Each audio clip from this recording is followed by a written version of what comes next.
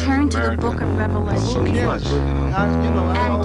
if people would just get and read the Bible and read the book of Revelations, they would really turn around and straighten up. This is all we need to do, is just get the good book and read it, put it to everyday life. Sisters, niggas, whiteys, Jews, crackers. Don't worry. If there's hell below, we're all gonna go.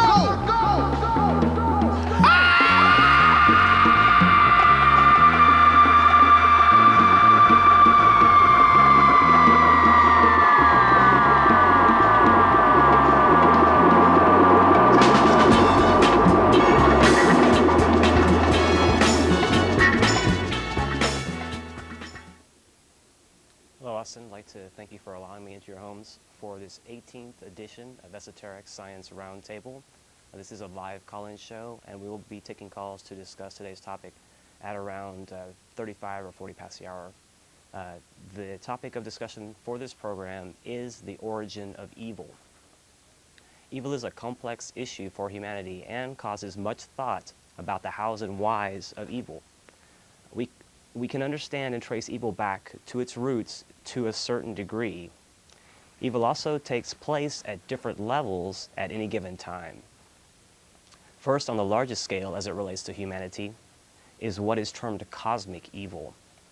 It is very ancient and affects our system because its influence drifts into our evolution like a ghost, something old that holds and clings to the present, though obsolete. The goal of our earlier system was to perfect the quality of form. All the myriad divisions of creation were placed into effect. The purpose of our current system and evolution is to instill and perfect the form with the quality of love, wisdom, and consequently refine the matter of form through the spirit of love as we overcome the old vibration of previous evolutionary residue. And so that's one thing to kind of look at as far as a solar system and the different levels of consciousness. There is death and rebirth even at those high levels as far as the solar system, and so there's going to be periods of outbreathing, so to speak, where there is existence going on, manifest existence, and there's going to be an inbreathing process as well, where whatever we know as manifest creation is taken back into the hidden aspect. And so that process is ongoing from the outbreathing to the inbreathing, back and forth, from life to death, so on and so forth. And so even again at the level of a solar system, we have basically an obscuration or a manifestation going on at any given time.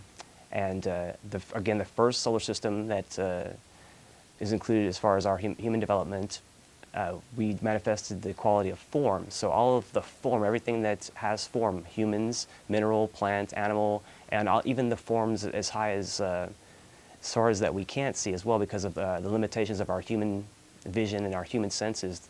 Even those things that exist inside of form that's at a higher vibration, again, that we can't see for whatever reason, is still all part of that manifest creation. And so currently in our current system, we're trying to perfect the quality of love, wisdom, and to instill the form that was already established in the previous system, instill that form with love, wisdom, and so that it permeates the form. At the next level, we're faced with planetary evil, and that breaks down essentially in two ways. First, in the evolution of the consciousness indwelling our earth, Sanat Kamura, the Ancient of Days, the one in whom we live and move and have our beings. Just to give a few of the names that have been given to, again, this consciousness of this planet Earth that we dwell in.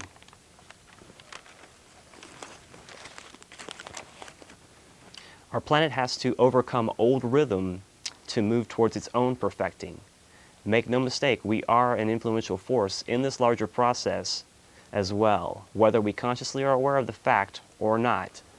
And so, again, that's kind of the idea of a system, the repeating system. Also, the planet itself is going to have consciousness and then levels of non-consciousness or levels of non-existence. And so basically, in that sense, when you talk about evil, it's not really evil as we would think of it in human terms. It's basically an old rhythm that no longer is valid. But it still has its remaining residual effects left over from a previous time, from a previous incarnation, from our planet. And so it still is carried over into this current incarnation. And again, it's not so much like karma that we would have where we create debt and we have to pay back debt. It's again more of an old rhythm, an old leftover rhythm that again is no longer valid, and that we have to move past. We have to overcome this rhythm by imposing a new rhythm. And that's part and parcel of what's going on right now as well, as we move towards different transition times. And as far as the idea of 2012, the year 2012 when the Mayan calendar ends, that also ties into different cycles and the impositions of different rhythms. As we bring in a new rhythm to make the old rhythm, well, to overtake and overcome the old rhythm. And in this case, the Piscean age is passing out and the Aquarian age is moving into effect. And so the Aquarian age is overtaking the Piscean age. The Piscean age being characterized by devotion, such as devotion to one religious ideology, devotion to one political ideology, things along that line. And also, as far as the Aquarian age being more of an all-inclusive or group thinking, more of a unity as far as the new rhythm that's being imposed. Now, as we emit and radiate our own light, we aid in this process as far as this perfecting process that the consciousness that we dwell in, and the consciousness of our planet, as far as that perfecting process, we are part of that. And again, as we radiate light, we aid in the process. When we hold back light, we hinder the work. Another concept as far as planetary influence that is an evil influence upon our evolution, our humanity, and the planet in general, is the remains of dead planets that are in proximity to Earth. And they act like rotting corpses to spread malignancy and to affect our living planet in a noxious manner. And this is the idea as far as humanity is concerned, as far as why cremation is a good idea.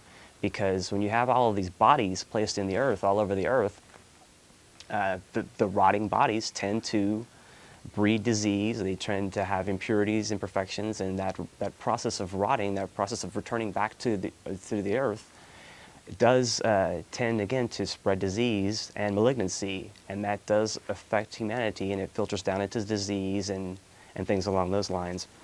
And so that is again a good idea, or it's one of the reasons why cremation is considered a good idea, as far as just a regular burial process that many people here in the West partake of.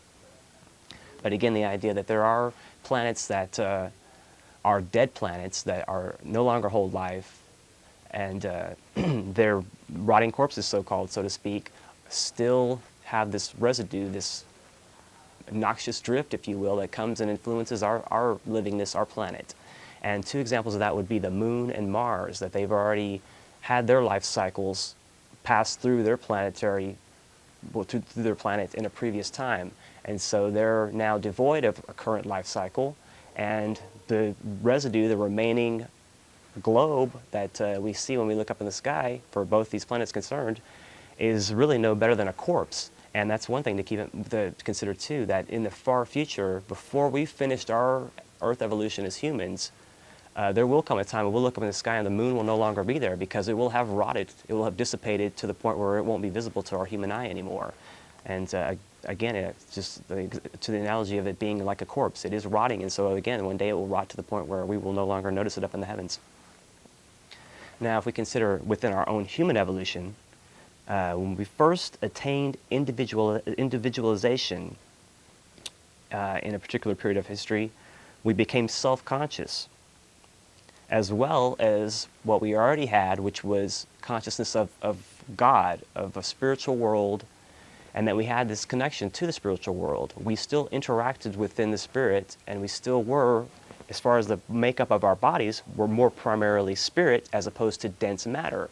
And that's part of our whole transition into this earth humanity, or excuse me, into earth life and through humanity, as we evolve in this process, first descending down into densest matter, and then ascending back up into spirit. Well, initially we're more spirit, and then as we go down deeper through this current, through cycles of history, we move further down into dense matter, and then on the ascending arc, we kick back up and go more into spirit. And so after we've reached the midpoint of densest matter, then we gradually become more spirit in the makeup of our constitution as far as humanity. And other aspects of our planetary evolution as well are also becoming more spiritualized. And that ultimately is the goal of manifestation, as far as our goal is to spiritualize matter, is to redeem matter. And so as far as our initial early interaction where we were more spirit, that gradually gave way to where we became more of a dense material being. And there came a point during the time in our history that was called the Lemurian times. That was the third great age as far as the evolution of humanity is concerned. And during this third great age, we achieved self-consciousness, we achieved individualization, to where before we previously were all more spirit, we were all more of one group, one cohesive group. And then once we got our individualization, each individual started to be more concerned with himself, his own outlook, his own perspective, and started to slowly, through time, develop an individualized personality. Now again, personality is much closer to our current age, and we had nothing similar to true personality back then. We just had the very origin of self-consciousness back in that far distant time. And roughly speaking, this took place about 18 million years ago, according to esoteric science, when we did have basically an influence to where beings, if you will, entities, if you will, merge themselves with us in order to allow us to have the faculty of mind. We didn't really have mind, so to speak, beforehand. We basically were more of an emotional being, and our emotions tied us to spirit, into spiritual beings, spiritual entities, and the spiritual planes. We still were intimately tied in, and we remained intimately tied even at this time. But we gradually started to break away from our spiritual ties and come more into dense matter, and to use the faculty of mind more and more and more, and to start using the mind in the ways of thinking and reasoning, even though they were very rudimentary back then, and they were in their very initial embryonic stages back then. That was a start, roughly speaking, about 18 million years ago, when we did achieve individualization, and that is a time spoken of basically as far as the allegory and the legends and myths of the holy books as our descent into matter, the fall of man, and the eating of the fruit of the tree of knowledge, and the temptation by the serpent. That all ties in allegorically to this event that took place about 18 million years ago, where again we did receive individualization and we received the quality of mind. Now also at this time we received something that is what most people would generally relate to evil, and that is the Luciferic influence. We received as part of ourselves, we took into ourselves a Luciferic entity, and again that ties into the legend of the fall of the angels. And that influence became part of us, and that is what gives us our free will, our striving towards free will, our striving towards our own individuality, our own goals and aims and dreams and aspirations, and that is, quite frankly, what motivated the early founding fathers of our country to want to have their own separate identity, their own separate country, and their own interpretation of freedom, free will, morality, rights, civilization. They wanted to have their own version of that. And so the cycles switch over, and you get an old age transitioning into a new age as the seat of civilization essentially moves from the east back to the west. And so we find ourselves taking part in all that evolutionary process. But again, free will is what we achieved as a result of having the Luciferic influence come into us. And so that's where it's key to consider evil as a relative thing.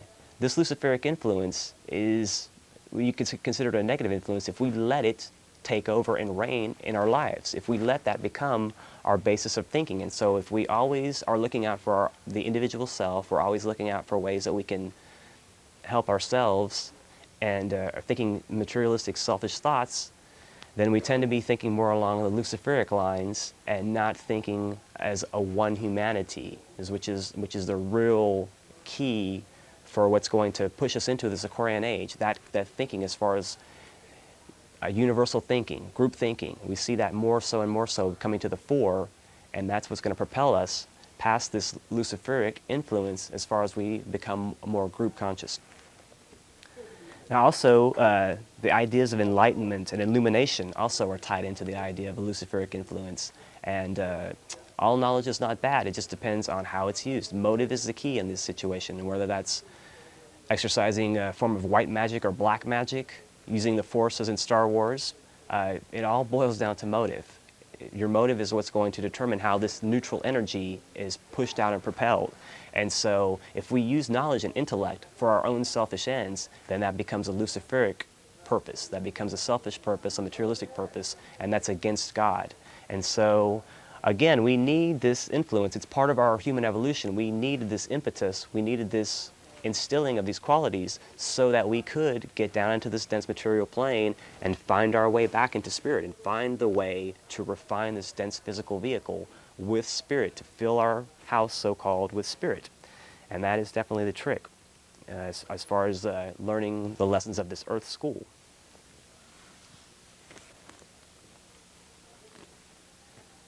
Now, as we progressed into the fourth great cycle, again, the Lemurian was the third, and that's where we achieved individualization and self-consciousness and the faculty of mind. We were descending further down into matter. And we were ascending further down into matter. And as we moved further and further down into matter, again in the Atlantean days, the quality of mind was becoming more and more honed and more specialized. And that, again, made us start thinking more along the lines of separative, discriminative thinking.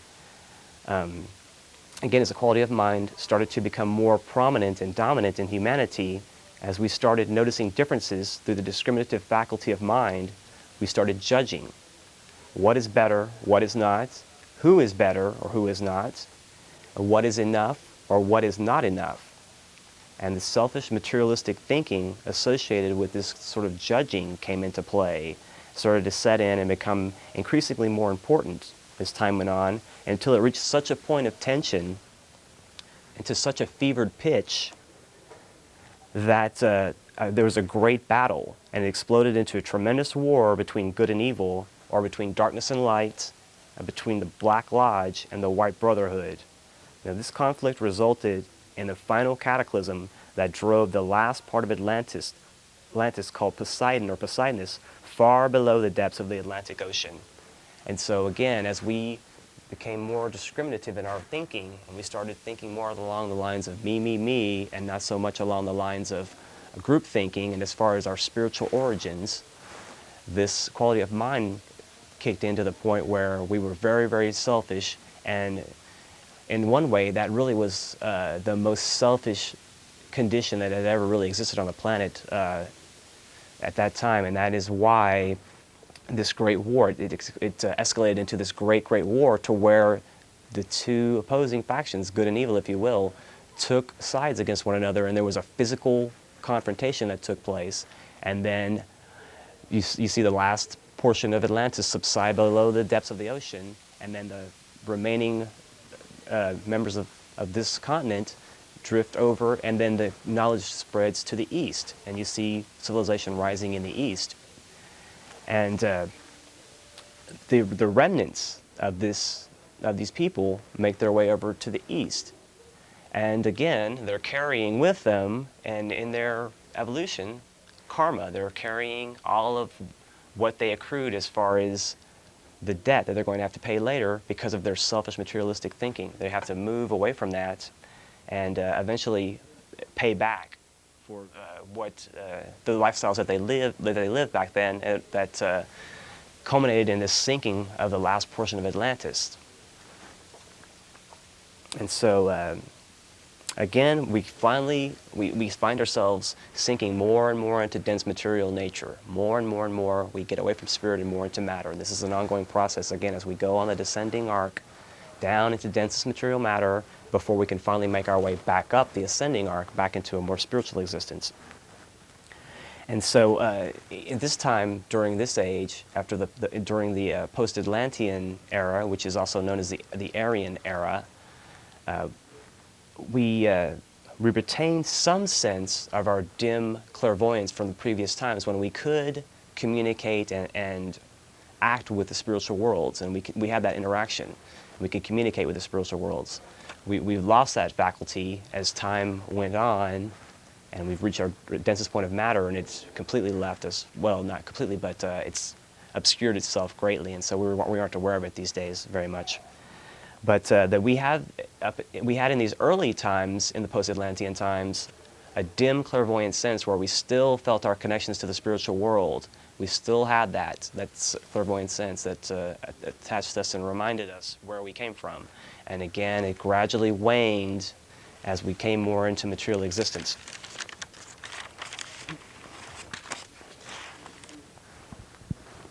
And as time passed, that connecting link between the seen and unseen worlds was gradually hidden and obscured so that we could learn our material lessons through the quality of mind that conditions humanity more and more. As man reached the second subrace of our current Aryan race, which was the Persian era, a material influence was entangled with our evolution of this age. Mind was still being developed. A force that took us away from our earlier desires to remove ourselves from the earth life, to stay wrapped up in the spiritual spheres, or the Luciferic influence, was needed. We needed a force to drive us deeper into material sense life so that we could learn these lessons, learn our earth lessons. And so there came into play another influence that has come to be known, the Ahrimanic influence, because of its the title it earned during the Persian times, as far as an entity Ahriman. And that Ahrimanic force is a force that leads us down into denser material nature, into our lower natures, whereas the Luciferic influence takes us into the higher natures and makes us want to escape from our earthbound existence, wants to make us think of things, flights of fancy, daydreams, just ephemeral things that are not substantive, things that are not of our physical world. The Luciferic influence takes us away from that, and it makes us want to escape. It's escapism. All of those things, that's tied to a Luciferic way of thinking. Whereas the Ahrimanic influence ties us down to material living, ties us down to material existence. And the fact that we've started to use all of these machines in our society, the fact that we create so many machines to do work for us, is part of the idea of us using our material means to accomplish ends instead of using our own selves, instead of using our thoughts, instead of rediscovering the old ways in which we used to create by imitating the way that God creates. And so by virtue of our descent into matter, we've adopted using tools in every facet of our existence, really, and that ties into an Ahrimanic way of thinking that, again, ties us down to dense matter. And those two forces are in constant struggle: the force that tries to bring us down into denser matter, which is the Ahrimanic, and the Luciferic force, which tries to take us away from our earth life and tries to pull us away from earth existence. Now, since that took place, we really needed another influence to come to bring balance to that whole situation. And as we move past the Persian dispensation to the point of densest matter for our Aryan cycle, this was the Greco-Roman days. And that is when we reached truly our densest point of material existence was at that time. If you look at the descending arc, that's the bottom. The fourth period of that time is the bottom, as we are currently now in the Aryan, which is the fifth. And so we've already transcended and transitioned into the ascending arc as far as moving from material dense matter into a more spiritual way of living, although that may not be apparent to many people. But in actuality, that is the case. And so this fourth densest period, this low point for us, this Greco-Roman time, during the decadent days of the Roman Empire, if you are familiar with history, that is the time that Christ chose to come, because we had reached this low point, and we needed an impetus to counter both this Luciferic influence and the Ahrimanic influence that had instilled itself as man became more of a mental thinking person, and that faculty of mind became more specialized, and we continually lost our link with our spiritual origins. And so these two opposing factions, again, or two opposing forces, if you will, the Ahrimanic and the Luciferic, opposing each other, needed balance. And so, again, at that time, that's why Christ came to bring balance to the situation. And that is the way that we find balance, is through Christ. Christ is the mediator between these two opposing forces, and through the initiations that were demonstrated for us in the gospel narratives, we find our own way to finding, as St. Paul would say, Christ in you, the hope of glory, and making ourselves get away from the dense material nature and get away from our flights of fancy, and to stand in spiritual being and to be what's known as being in the world but not of the world. And that's a pretty key thing to keep in mind. That's a difficult place to be. It's a difficult state to achieve if you truly can pull that off. But that's the key operative mode as far as being in the world but not of the world. So not being dragged down by all the material things of this world, realizing earth for what it is. It's a training ground for us. It's a spiritual training ground, and that it is our job to instill the quality of love, and by bringing love into our body, into our physical being, into our physical vessel, by bringing that love into us, that we get past our densest material state. We instill the quality of love and basically refine matter with our spiritual aspirations, desires, longings, and activities, with our thoughts and activities. And so we needed the balance to move us past these, as we were being torn back and forth between these two forces. We needed to find the balance, which is Christ. And Christ is really past, in a sense, the logical, cognitive sense. It's more of an emotional, as again, it's tied to love. And so that Christ influence is more of a way of feeling, but again, finding balance between those two opposing factions. And that, again, is the way that we do that, is through understanding and bringing and instilling what some would term a Christ consciousness into ourselves, or so a Christian might say, as really knowing Christ.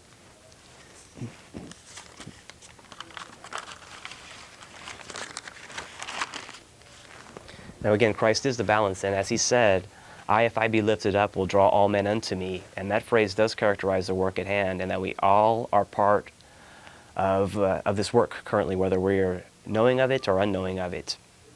And I would like to talk about one aspect of what I definitely feel is a Luciferic influence that has grabbed the minds of some of the Christians out there, and that is the idea of a rapture, the desire to be rescued from the work here on the earth plane. Some of these people, they maybe don't want to get their hands dirty. They have an attitude of, I'll be saved and you'll suffer. And they have a desire to be whisked away from harm or evil.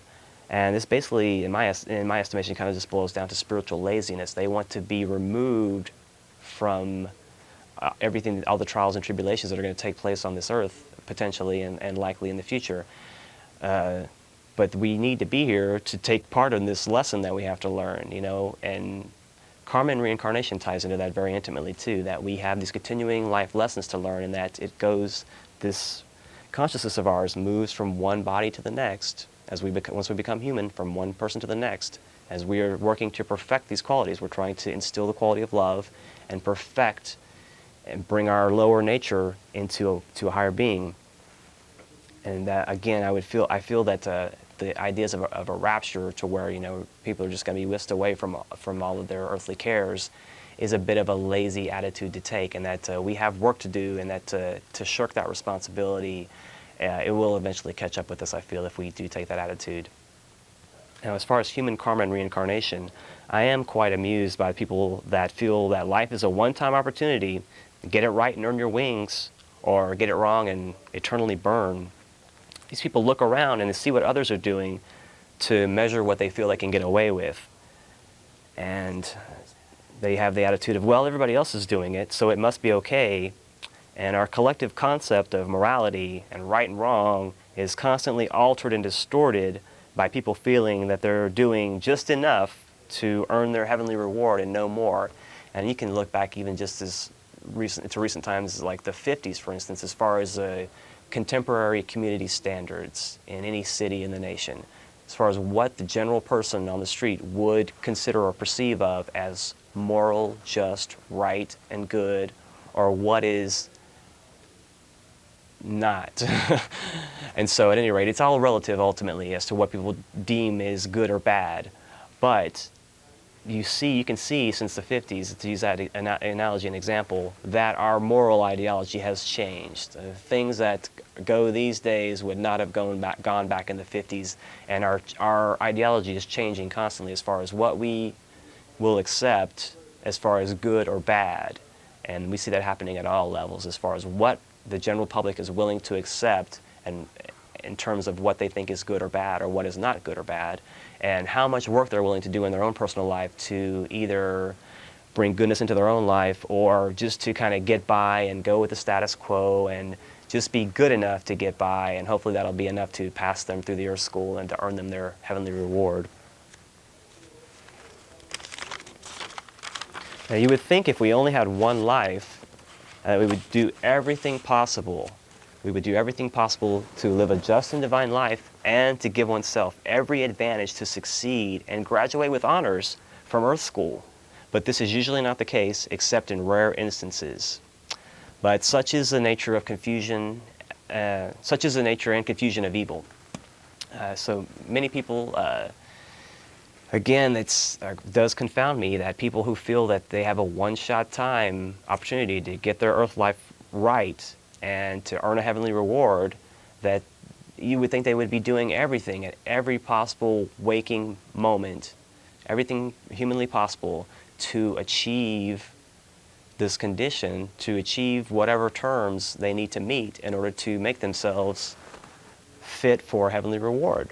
But sadly, that's not the case, generally speaking. And again, what's accepted generally from the public tends to just go down, down, down until we've sunk pretty low, really, as far as what we're willing to accept and what we feel is good or bad. But we do create evil in our earth life, individual, national, and racial, and that we have to pay off and settle our debts as we proceed in our attempts to refine ourselves and spiritualize matter with love and wisdom. And this is the task of humanity to fulfill. Thought forms of old ways no longer useful, wishes, desires, and dreams that are obsolete and separating or divisive must be transcended. Those that wish to enslave us use old, outmoded methods from an earlier stage of our development. In their foolishness and folly, they try to maintain this old order, although they dress it up, paint its face, and call it a new world order. It's the same old lame old way repackaged and remarketed to the unthinking masses. Once you realize that it's false advertising, we can work together to counter it. Now, these factions, through inheritance, heredity, and a perception of what is right for us all, perpetuate this scam on us. They continue to perpetuate this scam on us. And those that want our will subordinate and subjugated to theirs are a big part of the evil we face today. The influence is global. Part of what is termed cosmic evil plays itself out with the assistance of those in control at the highest level. Certain deals and alliances have been made,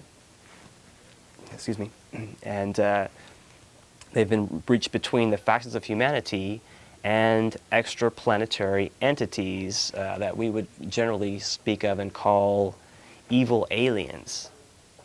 And so there have been cabals and different agreements that have come throughout time since we first started having our more recent contacts with aliens, and that for factions at the highest levels, realizing that it was probably in their best interest to not upset these visiting, infringing entities and to go along with whatever they suggest for the most part so that they wouldn't obliterate our entire evolution. Now, that's not likely going to be able to happen because we do have, again, our spiritual counterparts to these evil entities at all levels, at high spiritual levels, as far as the solar system level, and then on down to the planetary protectors, as far as Christ and the Church Invisible, otherwise known as the hierarchy or the White Lodge.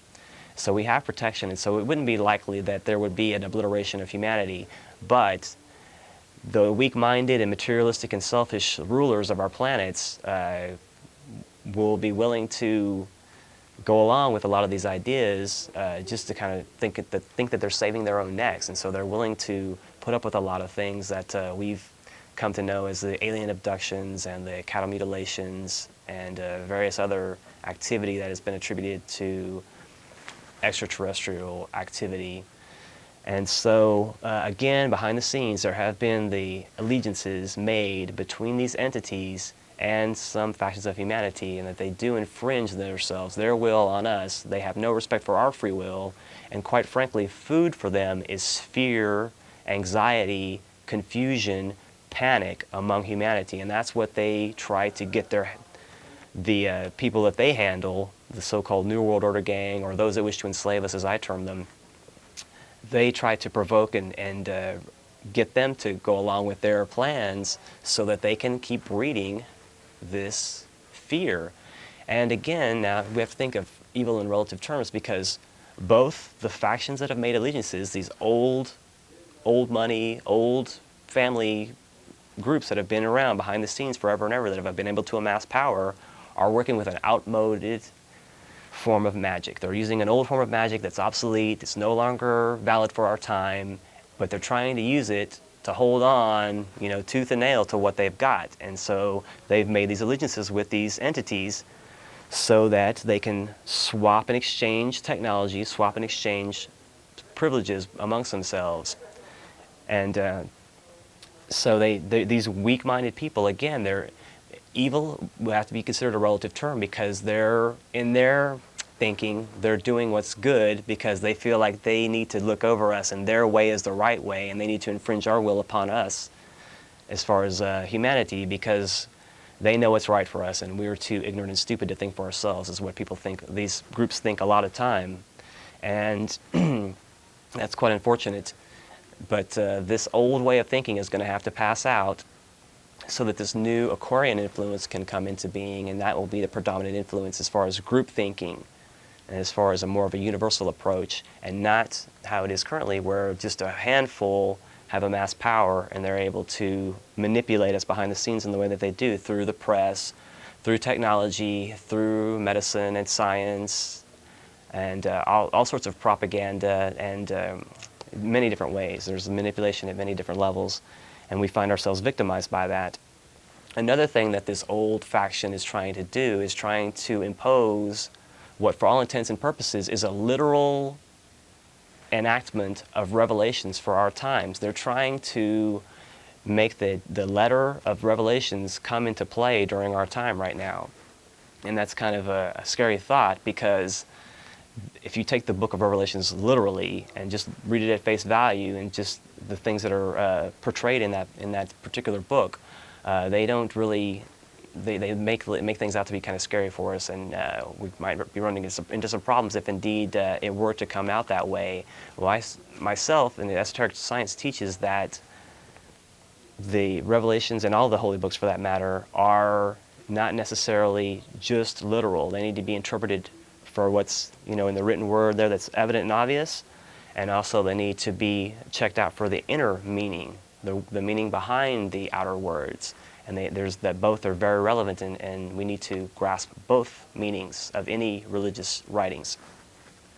But there are these groups that are trying to make it so that we have a literal on-earth version of Revelations, and that, for instance, one example would be the digital angel technology, or the microchip implantable technology, the face scanning, the retina scan, all of these ways in which we would have to receive a mark in order to buy, sell, or trade, or any of those things where having this mark would give us privileges, but not having a mark or not having a chip would exclude us from certain rights, possibly some very basic human rights as far as food, water, housing, our right to transportation, all of these things that we have come to value here in our country. If it moves to the point where we take on and accept this literal imposing of revelations, if you will, upon us, that things will get sketchy really fast. And it is our job to be aware of the fact that they're trying to perpetrate this upon us, and that we can counteract it. Group thinking and changing our thoughts is a way in which we can do that. And also another really good way in which we can counter and move against this manipulation that we're finding behind the scenes at the highest levels is to, again, along the lines of group thinking, is use of a prayer such as a great invocation. And this is a prayer that's a world prayer that I'll be happy to give to a copy to anyone if they can contact either our voicemail or give us an email and give us a way to get this to them. I'll be more than happy to get you folks a copy of this great invocation. And it speaks in here specifically of sealing the door where evil dwells. And that we did work along those lines previously in World War II when we defeated the Axis powers, Hitler and Mussolini and what have you. By doing that, we did partially seal the door where evil dwells, so-called, but we didn't completely seal it, and there still is a residual evil left in the world that has manifested itself, and it still maintains its power structure through some of these groups I've been speaking about that wish to enslave us, generally speaking, and to remove free will. And so in order to do what we can, there are many different ways. Education and educating ourselves is key initially. That's the first step. But once we can understand and have a fuller comprehension of what's truly taking place behind the scenes, then we can make use of the great invocation and do things in our own lives as far as having a spiritual approach to counteract this negativity and to get past this residual evil that we have left over in our humanity, and to make progress and to move from this age of devotion in the Piscean age into an age of universality in this Aquarian age that's upcoming. I would like to go ahead and grab a couple of calls that I have online and see what the folks have to comment on this evening. Hello, caller. Hey, how you doing? Good, yourself? Hey, pretty good. I got to say, I do kind of agree with you that something is trying to fulfill revelations right here on the earth. You know, they're trying to manipulate world events to bring it about, all about Jerusalem. You know, everything's going to focus there, and it's going to be like a, you know, the spark that sets it off or something. And you know, I think it brings up an interesting thought, though, which is something I had to fight with because I kind of came to the same conclusion that somebody on the earth is physically making decisions to fulfill revelations. And correct, exactly. Yeah, that's I mean, they sold weapons all over the world and everything to bring about a crisis. Right, exactly. And what it makes me wonder, though, is I really think it's the same people who wrote the revelation. Well, that's an interesting concept. Right, in a way, who else could it be? Nobody else has a motive for bringing it about. Evil doesn't have a motive for bringing about revelation. Matter of fact, evil, if it was in control, it would make sure that never came about. Right, I understand what you're saying, but a literal interpretation of Revelations is a controlling. It controls people, it scares people. It makes them think that if there's a hopeless situation, that the Antichrist is on his way, and that if all these signs are coming our way now, that it's likely going to come into being right now, and that really, really frightens people. But I would say it's ultimately our responsibility to look at the symbolic records as both literal and symbolic, and so that there's always the two meanings, and that there is an inner meaning, and that inner meaning, if we can grasp it, will allow us to understand that we can get past this separative thinking and this so-called evil that I've been discussing. Can I tell you what I think kind of happened? Sure, go ahead. Okay, I'll shortly try to do this. I think what happened basically was somewhere, it might not have started here either, but I'm going to pick it up in Egypt. Mm-hmm. And I'm going to say that there was like either a group of magicians or, you know, people who really had some true esoteric knowledge, maybe, mm-hmm. the Hermetic order of some sort, mm-hmm. of that type of knowledge, possibly worshiping the mind of God, infinite knowledge, you know, that type of deal. And they probably were, you know, gifted in religious art or whatever. But I think what they did was they threw a spell. And that spell was kind of called Judaism eventually. And that was that whole Old Testament stuff. And Moses came out speaking on behalf of this group. And whenever he was saying, your Lord wants you to do this, your Lord wants you to do that, because your Lord is going to raise you up one day, and you're going to be a sign to the world that your Lord is coming into power on the earth. The Lord he was referring to wasn't the creator of all things, the first cause, the Ancient of Days, or whatever. Well, that's true. He was only referring to the planetary or tribal god of the Israelites, which is Jehovah or Yahweh, and that's true. He's not the end-all, be-all of God. He's a lower god, if you will, although much higher than our human evolution. Well, I think they gave them that Yahweh and that understanding for them, but I really think what it was is this group, through the Jews, actually threw that spell and caught those people, later on in time, they continue to exist, and they probably got driven out of Egypt. In turn, they told prophecies of Egypt's demise, which came about. But I think what eventually happened is they threw the other two spells too, which would be Christianity and Islam. And all this is necessary, if you think about it, to bring Jerusalem to the pivotal point that it has to be in our future to bring the world to a crisis. It wouldn't be there if Islam didn't want it, if Christians didn't want it, and if Jews didn't want it. So in order for that to come true, those other three things had to occur. And I'm thinking this is really all the same force. And what it is, it's somebody who's calling themselves our Lord, not in the sense that they're God, but like a Lord, like an English Lord. He rules you. He tells you what to do. He guides you. And not necessarily for our own demise either. But I think really, and it could be, like you're saying, a group of aliens, maybe half alien, half human.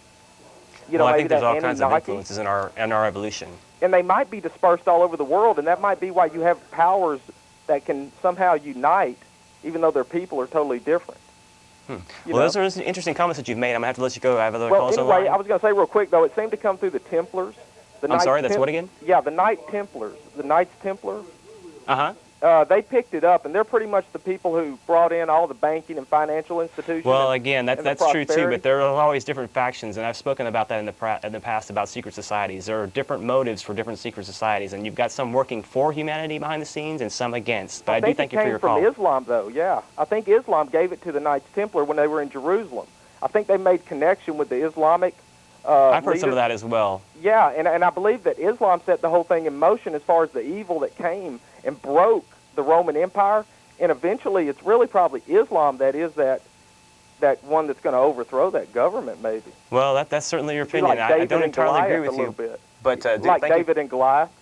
Well, David and again, I Goliath need to a let you little go. bit. Thank you for your comments, but I don't entirely agree with the things that you said, unfortunately. Well, not unfortunately, but we have our differing opinions. But yeah, as far as religious dispensations, everyone has its own purpose, its own reason, and I do think that all of the great religious dispensations have been of God, and I don't necessarily think that Moses was misguided, although certainly there have been factions that have deviated from the Jewish dispensation, the Zionist movement, for instance, and other factions that have called themselves Christian or what have you, through time that have been anti-God. Certainly we have to encounter that as well.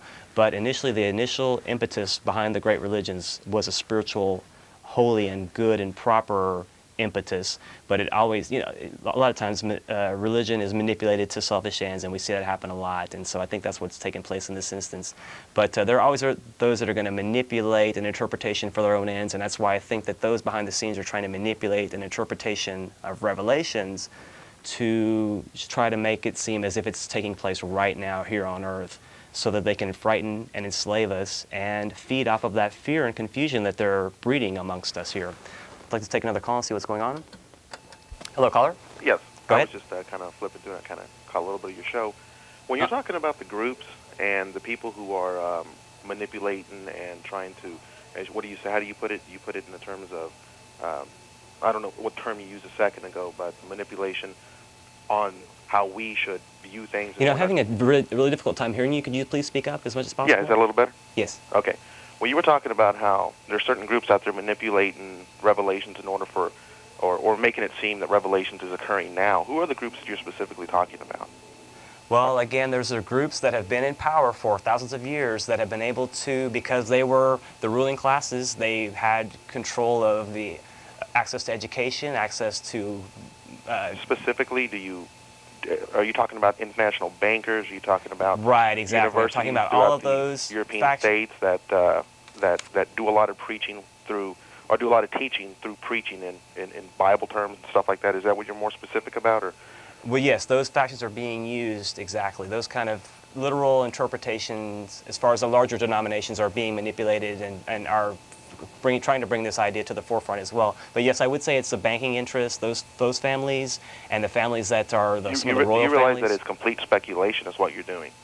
I mean, you talk about the opportunity for people not to have free will, that free will is being taken from us. At the same time, you're on television having the free will to discuss your point. I mean, do you see what I'm saying? Yes, if but in you, fact, sir, go you, ahead. sir, have the free will to watch me or not watch me and change the channel. No. Like what I'm As well saying. as you have the free will to get on this television set and dictate what you feel is happening in the world at this point. Yes, that's the beauty of access television, that we all can come down here and express and espouse No, our I mean, views. and I respect and I appreciate that. I really do. I mean, I believe in free will in all capacities, as well as free speech, and you're given that opportunity. So, not to be rude, but it's almost hypocritical for you to sit there and say that free will is being taken from us. At the same time, you have the opportunity to express your opinion on television. I mean, would you agree with that? Well, that's a relative view of this whole transition or transaction that's taking place between myself and the viewing audience out there. But I just feel like I'm just putting out this information for public perusal. I respect your position. I respect the fact that you're evidently somewhat educated, but I don't necessarily agree with the idea that you feel that Revelations is trying to be forced upon us. I don't agree with that. Well, do you want to give your interpretation of that? Absolutely. I think that the Bible is the Bible, and the Bible isn't open to interpretation. I think what's in the Bible is stated, and it's going to follow its pattern. And there so are events that have happened in Revelations that have been talked about in the Bible that are occurring now as we speak. The famine, the floods, rumors of war, so on and so on. You've read the book as well as I have. Well, certainly, but one quick point to make, though. Would you agree that it has its literal outer meaning and an inner meaning that may be somewhat different, although it's accompanying and complementary I don't necessarily agree with the inner meaning. I agree with you on the fact that it has an outer meaning as well as a symbolic meaning. That's where I think you and I would agree on. But as far as an inner meaning, I don't really exactly know what you mean by that. Well, in the sense that the writers of the holy books throughout antiquity, through the Bible days, were pretty much involved in different varying, for instance, the gospel writers, they were Gnostic or Kabbalistic in their teachings respectively, and they took that codification, they took that way of thinking, that symbolism and language, and they clothed those religious books in what they knew from their esoteric backgrounds, and that's underneath. Well, how do you feel about the fact that some events that are dictated in Revelations have occurred and are occurring right now? Well, there are definitely literal prophecies that have been fulfilled from the Bible and other religious books. I don't dispute that whatsoever, but I would say, and I would encourage folks to consider both literal and symbolic. Not to be rude again, but to some extent, you sound very conspiratorial in the essence of Well, I am, because there's high shadiness in high places. I definitely feel that's the case. But again, it boils down to good versus evil, or this whole test and trial as far as us coming down into earth existence. It's part of, you have to have black to have white. You have to have that differentiation for us to move through and make progress in our earth life. Your previous caller had made a statement about aliens being involved in some fashion. Well, I actually made the allegation myself earlier. And I completely disagree with that. Well, do you believe that we're the only game in town, that we're the only life? Absolutely. Really? Yeah, and I'll tell you why. So we're that special, that in all of this vast creation, this universe, that I've heard it before. It's closed-minded to believe that way. But in the same respect, in the Bible, it does state that Jesus Christ died for the sins of man. It didn't say he died for the sins of the Venetians or the Martians. He died for the sins of man. That was a very unique event to our Earth humanity.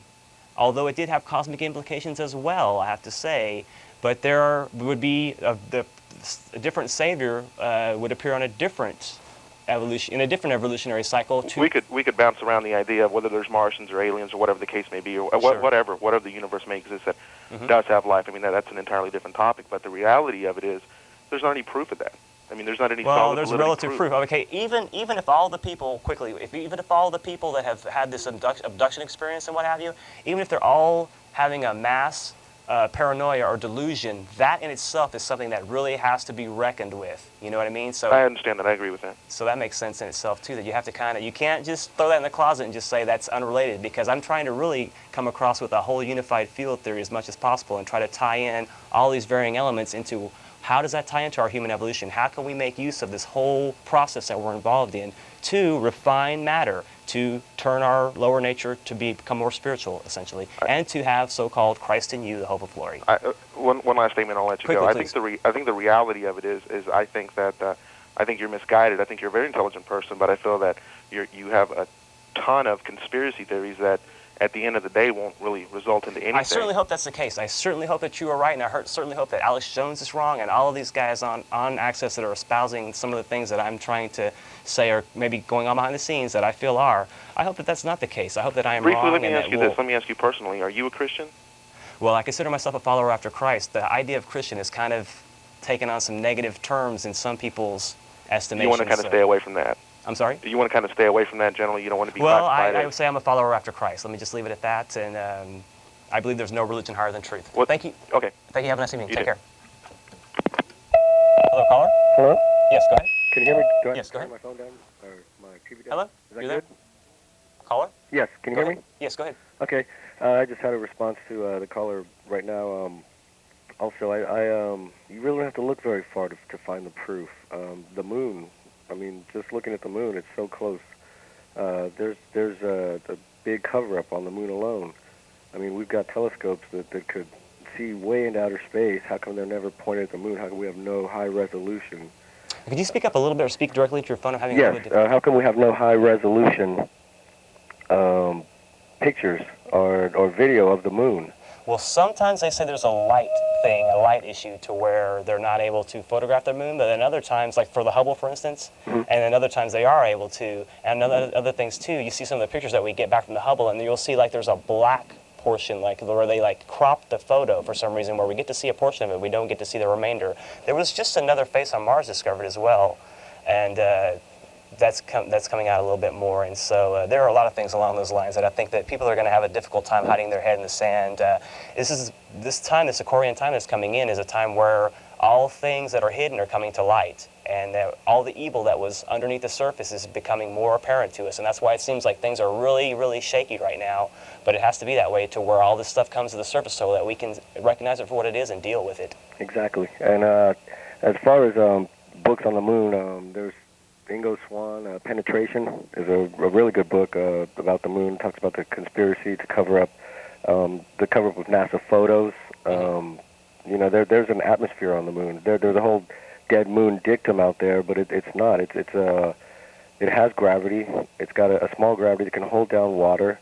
It's got an atmosphere. There's crops growing on the moon, and there's photos that show this. There's people around the world. I think they call themselves moon watchers, you know, that aim the telescopes they do have at the moon and watch. And there's been throughout history a lot of documented proof of activity on the moon, and all that was disregarded through NASA.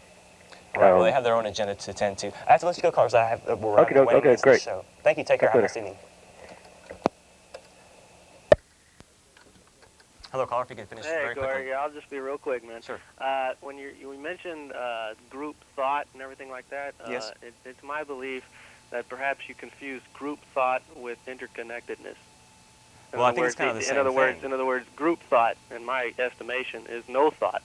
If the collective unconsciousness of humanity is at a low point. In other words, there's no need to subjugate yourself to the collective consciousness of the planet. Well, in other words, you know what I mean? Right. In other words, by raising your own, right, then you raise the rest of the world. Right. Again, but that's the Bible phrase. If I be lifted up, will draw all men unto me, and that's the whole key. Exactly. Once we understand that, then we can help our fellow man out. We can't leave our brothers hanging in the dirt, man. We got to pick them up. Well, I mean, it'll naturally gravitate towards that way because once you raise your own vibrations, then the rest of the planet follows suit. But you can't expect them to, there's no reason that you should have to subjugate yourself. No, I agree. I say, fly on and do your own thing. You know what I mean? So, I just thought I would point out that perhaps a mild discrepancy, but otherwise, I think you're doing a great job, man. I hope you keep up the good work. Hey, thanks a lot. Have a nice evening. Take care of yourself. Later. All right. Well, I'd like to thank everyone for taking the time and opportunity to tune in and view Esoteric Science Roundtable. Again, this is a live call-in show. We're always here live every Tuesday from 8 to 9, except for in some instances when we won't be here. Next week we're going to be here. There's going to be a class that's going to be helping us produce the show next week, and so that might make for an interesting show, but I'm looking forward to that. And I'd like to thank everyone out there again for watching. I'd like to thank my producer Chris for commanding the helm of the Starship Esoterica. I would like to encourage everyone out there to stay tuned to check out Chris Athanas and the Reality Expander television show coming up next. He always has really, really thought-provoking topics on his show, and he really is doing a really great job as far as trying to bring out information to the general public. He generally cares, he truly cares about humanity. He's really trying to help us out as far as bringing this information to light for us so that we can make use of it. So definitely stick around and check out Chris's show. And once again, Austin, I'd like to remind you again that we're here every Tuesday from 8 to 9. I'd like to thank you for taking the time to watch the show. Coming up in the next upcoming weeks, we're hoping to have Jeff Contreras to come on as a guest. He's agreed to come on. It's just a matter of when that's going to be. But hopefully in the next upcoming weeks, we'll have Jeff on as a guest, and we're going to discuss some philosophical meetings that we're going to be hosting. They're Austin's philosophical meetings, and we're going to do that soon. Thanks, Austin. Take care.